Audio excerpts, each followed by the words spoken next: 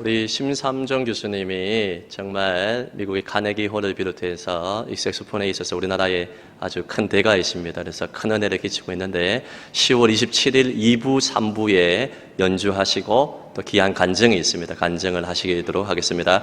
1부, 4부는 제가 말씀을 전하고 11월 3일에는 1부, 3부까지 그리고 오후 예배까지 해서 제가 말씀을 전하도록 하겠습니다. 여러분께서 주보안에 이 초대권을 이쁘게 꽃송이와 함께 제가 선물을 드렸습니다. 그래서 여기 안에 보면 사랑하는 여러분 태신자들의 이름을 적고 편지를 적으셔도 되고 또 요 앞에 쭉 보면요 또 잘생긴 사람도 나옵니다. 그래서 보시고 소개도 하시고 이 기프트가 내열 용기, 여러분 전자레인지에 들어가도 괜찮은 내열 용기로 이루어진 반찬통 3통을 주게 됩니다. 남자들도 좋아합니다. 그래서 반찬들 이 기프트 이 선물도 소개를 하시고 위치도 나와 있고요. 또 여기도 이름을 적어서 제가 인사글이 나와 있습니다. 여러분께서 태신자로 부문 분들의 이름을 기도하는 마음으로 적으셔서 전달해 주시면 되겠습니다. 전달하실 때 또 장미꽃 한 송이도 괜찮고 선물도 함께 주면 더욱 좋을 것 같습니다. 여러분께서 5장씩 준비했는데 여러분께서 기도하는 마음으로 이렇게 준비해 주시고 전달해 주시면 되겠습니다. 우리 앞뒤 좌우로 인사하겠습니다. 전도합시다. 초청합시다. 한 번 더 인사하겠습니다. 당신은 소중한 사람입니다. 한 분 한 분이 얼마나 소중한 사람인지 모릅니다. 제가 가을의 교양곡에 우리 교구분들이 모여서 교제를 나누고 또 믿음의 간증 이야기를 하고 또 오늘 우리 박지희 성도님이 간증하는데 은혜가 되시죠? 예수 믿은 지 얼마 되지 않았는데 남편까지 전도를 하고 또 아들까지 전도를 해가지고 주일학교 생활도 잘하고 있고 지금 남편분이 그렇게 교회 가는 것을 반대하고 기독교를 싫어했는데 어쨌든 우리 교회에 오기만 하면 은혜를 받습니다. 담임 목사의 설교에 은혜를 받아가지고 안 믿는 사람들에게 초청을 하고 교회 자랑을 하고 성령님의 역사가 아니고는 안 되는 것입니다. 여러분 할렐루야. 박지희 성도님이 여러분 남편을 초대하고 또 박지희 성도님을 초대한 정경욱 집사님 또 정경욱 집사님도 다른 분의 전도와 모태신앙도 부모님의 전도를 받은 거 아니겠습니까? 전도하고 초청하지 아니하면 열매를 거둘 수 없습니다. 그래서 많은 새신자들을 비롯해서 모든 교우들이 금번 하하 가을 축제를 거룩한 부담감을 가지고 잔치로 이루어갈 수 있기를 예수님 이름으로 축복합니다. 우리 설교 제목 따라하겠습니다. 하나님 나라를 세워가는 열정의 사람들. 로버트 콜먼이 지은 주님의 전도 계획이라는 책이 있습니다. 저 책이 신학교에 전도학에 입문을 하게 되면 주 교재로 쓰이게 되고요. 또 많은 분들이 저 책을 이제 읽고 도전을 받게 되었는데 주님께서 이 땅에 오셔서 하나님의 나라를 건설하기 원했다는 것입니다. 오늘 본문 읽은 말씀 그 전에 보게 되면 예수님이 인기 스타였습니다. 가시는 곳곳마다 귀신을 쫓아내고 병든 자를 고치시며 오병이어로 5,000명을 먹이시는 놀라운 은혜를 베푸는 것을 보고 많은 사람들에게 소문이 나서 이두메 지역에 지금의 요르단 지역입니다. 그리고 두로와 시돈 지금의 레바논 지역입니다. 외부에 있는 이방인들까지도 예수님이 갈릴리에 나타났다고 하면 몰려들게 되고 예루살렘에 있다고 하면 수없이 많은 유대 사람들이 몰려드는 인기 스타가 되었습니다. 이쯤 되면 정치적인 야망을 가지고 자신의 나라를 건설하는 것은 식은죽 묵기입니다. 여러분 수십만, 수백만의 사람들이 몰려들게 되어 있는 것입니다. 주님의 관심은 이 땅에 있지 아니하고 이 땅 위에 하나님의 나라를 건설하는 것이 주님의 전도 계획이다. 이것이 저 책의 내용이고 주님의 전도 계획의 이 전략은 다른 것이 아니라 소수의 12 제자들이다. 사람을 통해서 하나님이 일하신다. 할렐루야. 우리 앞뒤 좌우로 인사하겠습니다. 하나님은 당신을 통해서 일하십니다. 예수님의 전략은 사람입니다. 어떤 인프라도 중요하고 외적인 프로그램도 중요하고 모든 시설들도 필요하지만 예수님의 전략은 소수의 사람들을 택해서 그들을 훈련시켜서 파송하는 것이 주님의 하나님 나라를 세우는 건설의 전략이라고 이 책에서 잘 이야기를 하고 있습니다. 예수님은 하나님 나라에 대한 관심이 있었습니다. 우리도 마찬가지입니다. 주님의 손과 발이 되어서 우리의 일생의 목적 살아가는 이유가 뭐냐 하면 주님의 비전을 이루어드리는 것입니다. 이 땅 위에 하나님의 나라를 건설하는 것입니다. 비록 이 땅에 우리가 땅을 디디고 살아가지만 우리는 하나님께 파송을 받은 그리스도의 대사입니다. 우리의 본향과 우리의 본국은 바로 하나님의 나라, 천국입니다. 할렐루야. 하나님께 파송을 받아 그리스도의 대사로서 이 땅에서 우리가 복음의 증인으로 살아가는 것이, 하나님의 나라를 이 땅 위에 건설하는 것이 주기도문의 핵심이고 주님의 비전이고 성경 66권의 말씀의 촛대가 되는 것입니다. 자, 그렇다면 주님께서 새로운 민족이 될 소수의 사람을 세우셔서 새로운 하나님의 나라를 건설하기 원했는데 주님께서 어떤 사람을 통해서 일을 하십니까? 따라하겠습니다. 첫째로 새로운 사람들. 주님께서는 그 당시 여러분 로마의 정권의 우두머리나 수없이 스펙을 갖춘 어떤 사람들보다는 새로운 사람들을 선택하셔서 일하기를 기뻐했습니다. 오늘 성경 말씀 보게 되면 또 산에 오르사 자기가 원하는 자들을 부르셨다 이야기합니다.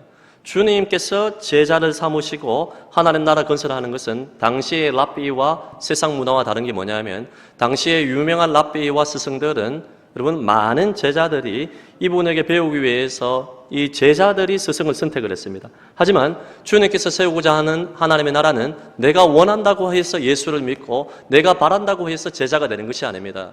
창세전에 그리스도 안에서 주님이 우리를 택해 줘야 되고, 주님께서 제자를 선택하기 전에 누가복음 말씀 보게 되면 밤새도록 기도하셨다. 제자를 선택하는 것이 너무나 중요하기 때문에 밤새 기도하시고 선택하셔서 주님이 원하는 자를 부르셨다는 것입니다. 오늘 우리 박지희 성도님도 간증을 하셨고 3부 때도 간증을 하시고 또 이미 예수를 믿는 모태신앙들, 그리고 30년 40년 예수를 믿었던 장로님 권사님들 모두가 내가 원해서 내가 발걸음을 옮겨서 성황교회당에 나오고 예수 믿었다 생각을 하지만 그것은 반은 맞고 반은 틀린 것입니다. 알고 보면 하나님께서 성령의 감동을 통하여서 전도자를 보내시고 먼저 믿은 부모님을 만나게 하시고 하나님께서 여러 루트를 통하여서 하나님이 여러분을 부르신 줄로 믿습니다. 하나님이 여러분을 원하시는 대로 부르셔서 예수님의 제자로 삼으시고 하나님 나라에 건설하는 데 전략적인 도구로 하나님의 복음의 통로로 쓰기를 기뻐하셨다는 것입니다. 자, 오늘 12 제자의 모습들을 다 보게 되면 물과 기름처럼 섞이지 않은 사람들도 있습니다. 한결같이 흠이 있고 부족하고 실패했던 사람들입니다. 여러분 직업적으로 보나 모든 사회 출신으로 보나 다 약점이 있는 사람들이었습니다. 가나안인 시몬과 세리인 마태는 섞일 수 없습니다.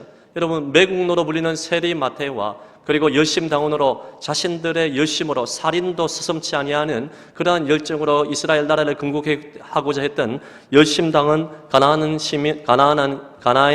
이 시몬은 여러분 하나가 될 수 없는 그러한 존재입니다. 그리고 오늘 나오는 베드로, 안드로, 야고보, 요한 전부 다 보게 되면 일면을 보기를 바랍니다. 베드로는 돌쇠라는 별명이 있습니다.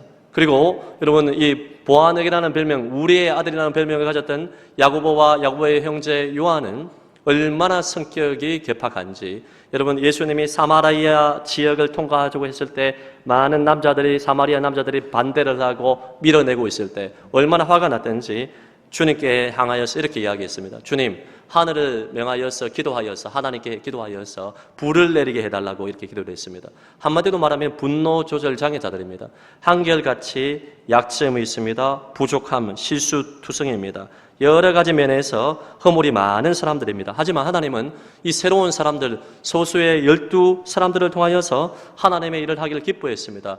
여러분 12이라는 10이라는 숫자가 너무나 중요한데요, 야곱의 아들들 12사람을 택해서 이스라엘 나라를 건설하시고 주님께서 출애굽의 역사와 광야 40년 동안의 동행과 가나안 땅의 젖과 꿀이 흐르는 것을 통하여서 예수 그리스도를 보내는 하나님의 나라를 건설했는데 신약의 시대에도 12명을 뽑았어요. 그래서 가룟 유다가 안 좋게 그의 생애를 마무리했을 때도 11명으로 그대로 가면 되는데도 굳이 한 명을 더 선출한 이유가 뭐냐 하면 10이라는 숫자가 완전수를 뜻하는 것이고 이 12 제자뿐만 아니라 동서남북의 모든 열방에 오고 오는 모든 세대 가운데 12명의 제자를 통하여서 새로운 하나님의 나라를 건설하기 원하는 하나님의 뜻이 숨겨져 있는 것입니다. 여러분 4 곱하기 3 히브리어와 헬라어에는 숫자에 다 의미가 있는데요, 여러분 네 곳 동서남북 네 곳에 곱하기 3, 하나님의 수, 성부, 성자, 성령, 신의 수, 영적인 수 3을 곱하게 되면 10이라는 제자가 나오죠. 12명의 제자를 통하여서 새로운 하나님의 나라를 이 땅에 건설하기 원하는 주님의 비전이 담겨져 있는 것입니다. 구약의 12지파와 신약의 12제자를 곱하게 되면 144가 되고, 또 144에서 여러분 히브리 숫자에서 가장 끝 단위인 천이라는 완전수를 곱하게 되면 14만 4천 명의 요한계시록에 나오는 이러한 이 상징적인 숫자가 있습니다. 신천지 이만희, 여러분 이 이단들이 14만 4천 명을 숫자적으로 이야기해서 신천지를 믿고 자신을 믿고 보혜사로 믿어야지 14만 4천 명이 완성되면 하나님의 나라가 임하게 된다는 거짓 복음을 외치고 있는데, 여러분 성경의 대부분의 숫자는 상징적인 것입니다. 실제적인 숫자도 있지만 성경은 성경으로 해석을 해야 되는 것입니다. 구약의 12지파와 신약의 12지파 144에서 곱하기 완전수를 뿜하여서 신구약에 믿지 않은 모든 사람들의 예수를 믿어 하나님 나라가 건설되게 되고 새하늘과 새 땅에 입성하게 되는 것. 할렐루야. 숫자의 의미가 있는 것입니다. 어쨌든 주님께서는 새로운 사람들을 통하여서 이랬습니다. 주님께서는 온 힘을 다하여서 12제자를 전략적으로 양성을 했습니다. 주님은 무리도 불쌍히 여기셨죠. 무리에게 오병이의 기적을 행하시고 말씀을 가르쳤습니다. 산상수훈의 말씀은 제자들을 위한 말씀뿐만 아니라 온 인류 백성을 향한 백성들의 말씀이었습니다. 무리에게도 병을 고쳐주시고 귀신 들린 자 고쳐주시고 기적을 행하고 말씀을 가르치면은 그의 사역의 후반부를 보게 되면, 그리고 부활한 다음에 그의 사역을 보게 되면 12제자에게 초점을 맞추고 있는 것입니다. 여러분 생각해 보세요. 예수님께서 영광스럽게 부활했다면 온 천하 사람들이 다 보는 앞에서 하나님의 기적으로 부활의 영광을 선포할 수 있음에도 불구하고 예수님은 12제자와 소수의 여자들과 수백 명의 형제들에게만 나타나셔서 40일 동안 성천하기 이전에 하나님 나라의 일을 설명하시는데 무리에게 가르치지 아니하고 그의 제자들에게 동고동락하면서 이 말씀을 가르쳤습니다. 무슨 말을 하는 것입니까? 주님께서 소수의 사람들, 하나님의 나라의 건설의 전략적인 방법은 사람을 통해서 일을 한다는 것입니다. 그 사람이 어떤 스펙이 있고 탁월한 사람들이 아닙니다. 인간적인 재능들이 뛰어난 사람들이 아닙니다. 하나같이 한결같이 부족하고 흠이 있는 사람이고 물과 기름처럼 섞이지 않는 것입니다. 우리가 월드컵에 나가는 멤버들을 우리가 21명을 뽑고 11명의 선수들을 뽑을 때 재능이 특출하고 탁월하고 여러분 성적이 좋은 사람들, 이렇게 축구를 잘하는 사람을 뽑아야 되는데, 예수님을 보면 하나님 나라의 월드컵 멤버를 뽑을 때 그런 사람들이 아니에요. 하나같이 소위 말하면 개발들이에요. 정말 맞추어 가야 됩니다. 훈련을 시켜야 됩니다. 골치가 아픕니다. 그럼에도 불구하고 주님께서는 12사도, 12제자들을 선택하셔서 하나님의 일을 하기를 원했습니다. 우리가 가정도 그렇고 교회도 그렇습니다. 하나님께서 성격도 좋고 스펙도 좋고 모든 면에서 완벽한 사람들을 딱 12명을 조직적으로 뽑아가지고 주님의 일을 하게 되면 얼마나 수월합니까?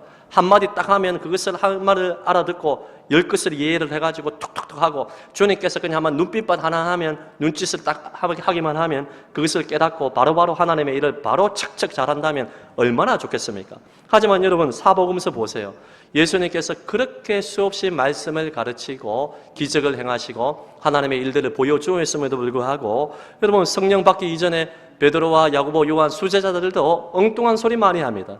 예수님 3번 배반합니다. 아주 골치 아픈 꼴통들입니다. 그럼에도 불구하고 주님께서는 이 12명의 새로운 사람들과 새로운 공동체를 통해서 일하기를 기뻐하셨습니다. 우리 가정도 마찬가지예요. 나와 딱 맞는 남편, 아내 만나고 부모, 형제, 자매 만나면 얼마나 좋겠습니까? 이상적인 부모 집안에서 태어나서 정말 사랑하는 남편, 아내 척척 100% 맞는 사람 만나면 얼마나 좋겠습니까? 제가 여러분 추적 60분 우리 성도들의 가정을 다 조사해 보니까 그런 가정이 없어요, 여러분. 딱 한 2-3명 있는 것 같은데, 여러분 참 그런 분들은 뭐 분복을 받았는지 모르겠지만 어쨌든 여러분 맞는 사람이 없습니다. 나와 맞는 사람이 없고 전부 다 개성이 있고 유별나고 다 특징들이 다 있습니다. 교회도 마찬가지예요. 다 나와 맞는 사람이 있으면 얼마나 좋겠습니까? 하지만 주님께서는 못 견딜 만한 사람들을 일부러 만나게 하시는 것 같아요. 그것을 통하여서 함께 어울리면서 내가 깨지고 내 자존심을 내려놓고 실수를 통해서 배워가고 다른 사람의 모난 부분, 나의 모난 부분들이 십자가 앞에서 깨어지게 하는 이 새로운 사람들의 제자 훈련을 통하여서 하나님의 나라를 건설하기를 원하셨다는 것입니다. 우리 앞뒤 좌우로 인사하겠습니다. 당신은 하나님 나라의 일꾼이십니다. 다 스타일이 다르고 결점이 있지만 하나님은 연약한 12제자를 통하여서 이 새로운 하나님 나라의 건설을 하기를 원하셨다는 것입니다. 자, 그렇다면 하나님께서 어떤 사람을 부르십니까? 어떻게 일꾼을 만드십니까? 주님이 원하는 자들을 부르셨는데 주님이 원하는 자들의 특징들이 딱 한 가지가 있는데 그것은 따라하겠습니다. 두 번째로 절대적으로 순종하는 사람들. 절대적으로 순종하는 사람들. 오늘 산에 오르사 자기가 원하는 자들을 부르셨는데 그 다음 말이 중요합니다. 나아온지라. 주님이 부르셔도 지금 핑계를 대고 주님을 따르지 않는 사람 많았어요. 여러분 부자 청년을 보십시오. 주님이 불렀는데 재물이 많음으로 재물과 하나님 나라를 선택했을 때 하나님 나라를 버리고 재물을 선택을 했습니다. 주님은 심지어 주님을 따라가는 제자의 삶이 얼마나 급하고 긴박한 일인 것을 보여주기 위해서 아버지 어머니의 장례조차도 때로는 내려놓고 주님을 따라야 된다고 이야기했습니다. 자기 자신을 부인하고 자기 십자가를 지고 때로는 가족조차도 가족이 너무나 중요하지만 소중한 가치가 있지만 이것이 이해 충돌이 일어났을 때는 우선순위를 주님을 따를 수 있는 절대적으로 순종하는 사람을 선택했다는 것입니다. 여러분, 주님을 따르는 데는 대가 지불이 필요합니다. 주님을 따르는 데는 순종이 필요한데 순종은 믿음의 표현인데 믿음이 있는 이 순종은 여러분 쉽다면 모두가 할 수 있는 것입니다. 하지만 순종에는 대가 지불이 필요합니다. 예수님을 따랐던 12제자의 일면이 무엇입니까? 어부들을 보십시오. 베드로를 비롯한 어부들은 배와 그물을 버려두고 주님을 따랐다. 이것은 우리에게 생업 다 포기하고 기도만 하고 전도만 하라 그런 뜻이 아닙니다. 직장 생활 가운데 복음 전하고 하나님의 일을 감당하고 직업 소명설이 있습니다. 우리에게 필요한 것은 뭐냐 하면 배와 그물을 버려둔다는 것은 자신의 생업조차도 내려놓았다는 것은 대가 지불이 필요하다는 것입니다. 주님을 따르는 순종에는 대가 지불이 필요합니다. 여러분 때로는 가족조차도 내려놓고 주님을 따르라고 했습니다. 여러분이 진짜 하나님의 자녀고 주님의 택한 백성이고 주님의 제자라면 대가 지불이 있어야 돼요. 순종이 없으면 열정이 없으면 여러분 우리가 참된 제자의 길을 걷지 못하는 것입니다. 예수를 몇 년 믿었든지 간에 초신자든지 여러분 오랫동안 믿었던 모태신앙이든지 간에 4대째든지 5대째인지 그런 것도 중요하지만 더 중요한 것은 주님을 따르기 때문에 주님의 제자의 삶을 살기 때문에 내가 때로는 불신자들에게 욕을 먹고 오해를 받고 때로는 물질적인 손해를 보고 주님을 따르는 제자의 길을 걸어가기 때문에 어려움과 고난과 환난을 겪고 있는지 이것을 보게 되면 분명한 제자의 길을 검증할 수가 있는 것입니다. 예수를 믿음에도 불구하고 여러분 짐을 지지 아니하고 대가 지불이 없고 그냥 편안하게만 신앙생활을 한다면 여러분은 참된 하나님 나라의 전략이 아니고 그리스도의 제자가 될 수가 없는 것입니다. 주님께서 부르실 때 나온지라 절대적으로 순종하시기를 바랍니다. 대가 지불을 하고 주님을 따라가야 됩니다. 우리가 일주일에 한 번만 와서 예배 드리는 것이 아니라 나의 삶 가운데 대가 지불이 있어야 돼요. 가정과 직장과 삶의 처조에서 예수 믿는 것 때문에 여러분 손해를 보고 대가 지불을 하고 주님을 따르는 그 순종에는 대가가 따른다는 것을 기억을 해야 됩니다. 제가 어제 가을에 교양곡에 하면서 나눔을 하면서 우리 교인들의 간증을 듣고 또 예배를 드리며 또 교제를 하면서 또 경품도 제가 걸렸습니다. 제가 여러분 걸려가지고 선물도 받고 왔는데 비타민도 걸려가지고 또 하나 먹으려고 지금 준비하고 있는데 참 기분이 좋더라고요. 예. 11, 12교구는 경품이 많아가지고 다 갖다 주더라고요. 전부 다. 예.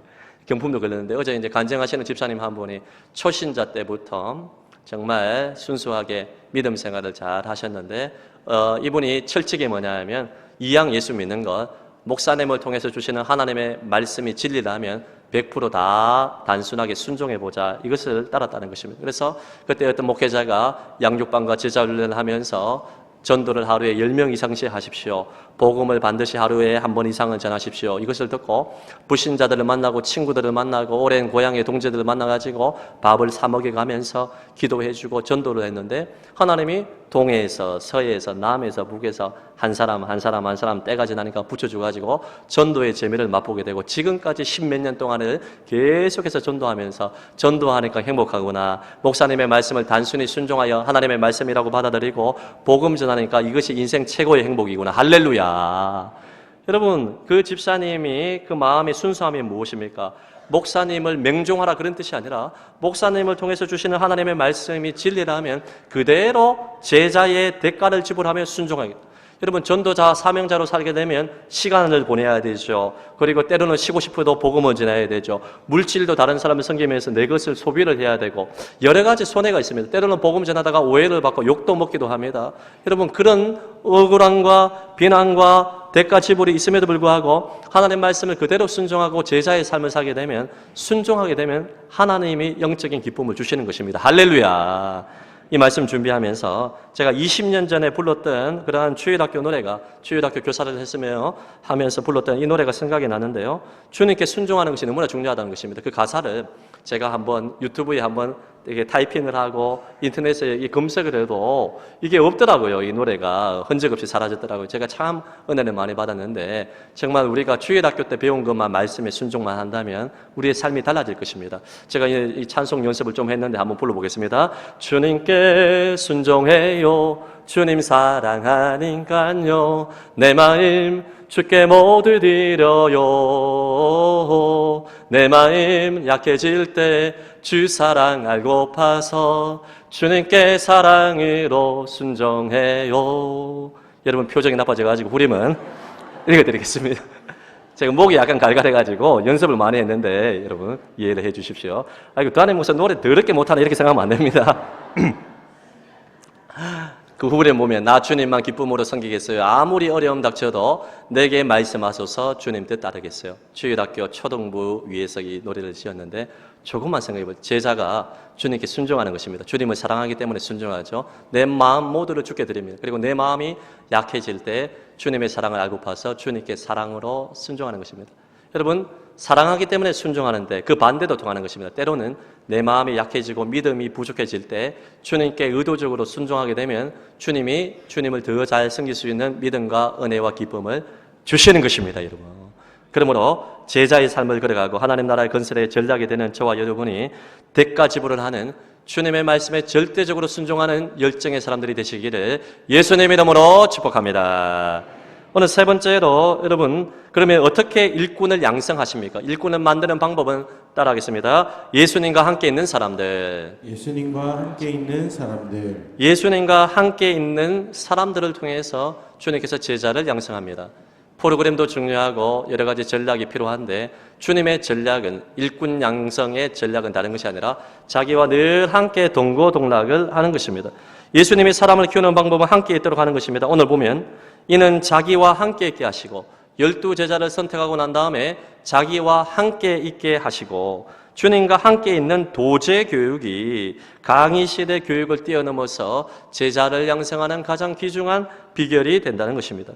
주님과 함께 복음 전하고 먹고 자고 성경 공부하고 주님과 함께 회당과 성전에 들어가고 주님과 함께 산에 들어가서 산상수훈의 말씀을 듣고 배를 타고 가고 주님과 함께 동고동락하는 하나님 나라 백성으로 성장하는 최고 학교가 예수님과 함께 있는 것입니다. 우리는 어쩔 수 없습니다. 가까이 있는 사람을 닮아가기 마련입니다. 담임 목사의 설교가 빠르고 열정적이면 부교육자들도 저절로 말이 느릿느릿하는 사람들도 나중에 시간이 지나면 저와 비슷하게 닮아갑니다. 담임 목사가 찬양 인도를 빠르게 1.5배, 2배 분간식으로 하게 되면 가곡처럼 느릿느릿하게 부르는 사람들도 나중에 빠르고 열정적으로 안 하면 교육자 회의 시간에 닦이기 때문에 빠르고 열정적으로 할 수밖에 없는 것입니다. 따라하게 되어 있습니다. 우리 부교자들도 처음에 제가 딱 왔을 때 보니까 찬양 인도를 하니까 아주 은혜롭게 가곡처럼 하더라고요. 주님께 순종해요. 주님 사랑한. 예를 들니까 이렇게 천천히 했는데 제가 여러분 함께 거하고 함께 보면서 여러분 스타일이 달라져요. 곁에 있는 사람의 영향을 받을 수밖에 없는 것입니다. 제가 한 영상을 보았는데 어떤 아버지가 자신의 아내가 이렇게 청소를 할 때마다 어린 남자아이가 2살, 3살쯤 되는 아이였는데 아장아장 걸어가는 아주 어린 아이였는데 카페트를 들어주는 거예요. 그러면 그 아내가 와서 카페트 밑에 먼지를 다 털어내는 그 모습들 아빠가 이 모습을 보여주니까요. 이제 아빠가 출근을 하고 나서 아장아장 걷는 만 2살밖에 되지 않는 아이가 갑자기 뭐 맛있는 것을 먹고 이렇게 드라마가 아니고 뭡니까? 만화를 보고 있다가 만화에 집중하고 있다가 엄마가 청소하는 윙 청소기 소리 윙 맞습니까? 윙 소리가 들리니까 갑자기 뛰쳐나와가지고 먹는 거 딱 내려놓고 카페트를 딱 들어주는 거예요. 그 엄마가 너무 놀래가지고 안아주면서 막 청소하면서 눈물을 흘리더라고요. 이게 무슨 말이냐 하면 본대로 한다는 것입니다. 아빠가 그 모습을 보고 그대로 따라하는 부모가 중요한 것입니다. 신앙생활 할 때도 나를 전도해 준 사람이 불철저하로 기도하고 섬기고 항상 기뻐하고 쉬지 말고 기도하고 범사에 감사하고 예배를 생명처럼 여기고 주의 성수를 잘하고 11조 생활을 잘하고 믿음 생활을 잘하고 헌신 생활을 잘하면 그대로 그렇게 해야 되겠구나 가르치지 않아도 그 따라가게 되는 것입니다. 근데 나를 전도하는 사람이 부정적이고 비판적이고 여러분 그렇게 되면 나도 모르게 그 신앙 스타일을 닮아가게 되는 것입니다. 그래서 제자가 되는 제자 양성의 비결은 본대로 따라하게 되어 있다. 예수님과 함께 있는 것이 너무나 중요한 것입니다. 우리가 예수님과 함께 있는 것은 2000년 전의 제자들처럼 육신적으로 주님과 함께 할 수가 없어요. 기도와 말씀으로 주님과 함께 하는 것입니다. 할렐루야. 이천수 목사님도 그런 얘기를 하셨는데요. 청년 대학부가 부흥하고 다음 세대가 부흥하는 서울에 있는 교회를 연구를 해보니까 여러분 그 담당 교육자와 셀리더들과 모든 구역장들이 1시간 이상씩 기도 훈련을 시키고 예수님과 함께하는 훈련을 시킨다는 것입니다. 물론 서울 쪽에는 청년들이 많고 인구가 많아가지고 사람들 또 예수 믿는 사람의 비율도 25% 30%가 때문에 사람이 몰려요. 저희들은 우리 부산과 같은 교회는 청년이 떠나고 다음 세대가 다 사라지게 되고 기업도 없어가지고 약점도 있습니다. 그럼에도 불구하고 부산 땅에 도 1시간 이상씩 기도 훈련을 시키고 주님과 함께하는 동행의 훈련을 잘 시키는 교회는 부흥할 수밖에 없는 것입니다, 여러분. 아멘 좀 하이소, 여러분. 부흥 안 하고 싶습니까, 여러분? 할렐루야. 예수님과 함께 거하는 훈련, 주님께 나아가서 주님께 주의 음성을 듣고 말씀을 아뢰고 때로는 부르짖고 간구하며 예수님과 함께 하는 기도 훈련과 말씀 묵상을 통하여서 주님을 닮아가는 것 너무나 중요합니다. 금요 성령 집회 월삭 기도회 3세대를 강조하고 리딩 지저스 말씀 통독을 강조하고 1시간 기도 운동을 강조하는 것은 다른 것 때문에 그런 것이 아닙니다. 우리가 예수님과 함께 거하지 아니하면 제자로서 양성이 될 수가 없고 그리고 죄를 이길 수가 없고 세상과 마귀를 이길 수 없기 때문에 우리는 철저하게 예수님과 함께 거하는 삶을 살아야 될 줄로 믿습니다. 그런 성도들이 되시기를 예수님의 이름으로 축복합니다. 오늘 마지막으로 그렇다면 예수님과 함께 인 다음에 사명을 주었는데 어떤 사명을 주었느냐 따라하겠습니다. 일하는 사람들, 싸우는 사람들. 일하는 사람들, 싸우는 사람들. 주님과 함께 깊이 동행하는 동시에 기도와 말씀으로 동행하는 동시에 이제는 파송을 받아서 보내사 전도도 하고 귀신을 쫓아내는 권세를 주었다 이야기합니다. 병든 자를 위해서 기도하라고 이야기하고 있습니다. 여러분 우리에게는 이미 귀신을 쫓아내는 예수 그리스도의 이름의 권세가 있는 줄로 믿습니다. 그리고 예수 이름 우리는 부족하지만 복음을 전하고 십자가의 사랑을 전하게 되면 그것을 듣고 주님께서 일을 하신다는 것입니다. 마치 어미 독수리가 자기의 새끼를 1년 동안 키운 다음에 둥지에서 딱 떨어뜨려서 스스로 날개하여 이 먹이를 먹이는 법을 가르치듯이 우리가 이제는 주님과 함께 동행하는 동시에 주님의 파송을 받아서 이 거친 세상 속에서 사탄 마귀가 공격하는 이 어둠의 이 세상 가운데 나가서 빛의 복음을 전하여 일하는 사람이 되어야 되고 복음을 전하는 사람이 되어야 돼요. 근본 하하 축제에도 믿지 않는 자들을 초대하고 전도하는 것을 왜 이렇게 강조를 하느냐? 이것이 바로 여러분 제자의 본분이기 때문에 그렇습니다. 일하는 사람이 되어야 됩니다. 복음을 전하는 사람이 되어야 됩니다. 귀신을 쫓아내야 됩니다. 어둠의 권세, 사탄 마귀의 권세, 공중 권세 잡은 자가 미혹의 영으로 불신자들을 사로잡고 있습니다. 음란의 영과 도박의 영과 중독의 영과 게으름의 영과 미움의 영으로 거짓말의 영으로 다음 세대를 공격하고 파괴하고 있습니다. 이때 우리는 복음의 능력을 믿고 일을 해야 됩니다. 예수 이름으로 귀신을 쫓아내고 어둠의 권세를 쫓아내고 복음을 전하여 사탄에 속아 있는 사람들을 하나님께로 인도하는 복음 증거의 도구가 되는 그리스도의 제자로 강하게 훈련받아야 될 줄로 믿습니다. 예수 이름으로 명합니다. 사탄 마귀의 모든 중독의 영, 음란의 영, 도박의 영, 게으름의 영, 미움의 영, 거짓말의 영은 예수 이름으로 명하노니 떠나갈지어다. 선포하고 기도하고 예수님과 함께 거하며 주님의 능력을 받고 기도와 섬김으로 우리가 보내사 전도도 하게 하는 복음을 전하고 사람들을 초청할 때 그때 하나님의 나라가 이 땅 위에 성안교회를 통하여 여러분의 성도를 통하여 나를 통하여서 건설될 줄로 믿습니다. 주님 일하는 데 쓰임 받아야 되지 않겠습니까, 여러분? 어떤 사람들은 예수 믿고 천국 가면 되지 무슨 전도하고 나는 유별리 예수 안 믿겠다. 얼마나 어리석은 사람인지 모릅니다. 여러분 부끄러운 구원을 받는 사람과 사도 바울의 상급이 같겠습니까? 천국 가서 나중에 후회하지 마시고 이 땅 위에 사는 날 동안에 여러분 우리가 일하는 사람이 되고 복음 증거자가 되고 하나님 나라 건설을 위하여서 복음 전하고 사명자로 살고 헌신자로 살아가는 것 이것이 복입니다. 주님께 쓰임 받는 것이 복입니다, 여러분. 오늘 말씀의 결론을 맺으며 이야기를 하고 마치겠습니다. 2차 세계대전이 끝났을 때에 프랑스의 스트라스부스의 한 교회에 마을의 대표들이 모였습니다. 이유는 교회 마당에 예수님의 동상이 있었는데 폭격을 맞아서 하필이면 예수님의 두 팔만 떨어져 나간 것입니다. 어떻게 할 것인가? 두 팔만 복원할 것인가? 아니면 동상을 전체 새롭게 지을 것인가? 고민을 하다가 어떤 한 지도자가 손을 들고 제안을 했습니다. 두 팔이 없는 채로 그대로 둡시다. 그리고 그 앞에 이렇게 써놓읍시다. 예수님은 당신과 나의 팔을 필요로 하십니다. 이것이 성경적인 것입니다. 교회의 머리 대신 예수 그리스도의 지체가 저와 여러분 아니겠습니까? 주의 손과 발 대여 세상을 치유하며 주 섬기게 하소서. 할렐루야. 저와 여러분이 여러분 두 팔이 없는 예수님께 손과 발이 되어서 세상을 치유하고 복음을 증거하고 어둠의 건설을 몰아내고 하나님의 나라를 건설하는 주역이 되어야 될 줄로 믿습니다. 세상의 모든 교우들이 그러한 그리스도의 손과 팔이 되는 그리스도의 제자가 되고 하나님 나라 건설의 주인공이 다 될 수 있기를 예수님의 이름으로 축복합니다. 들은 말씀 기억하며 우리 한번 찬양할까요? 세상 모든 민족이 구원을 얻기까지.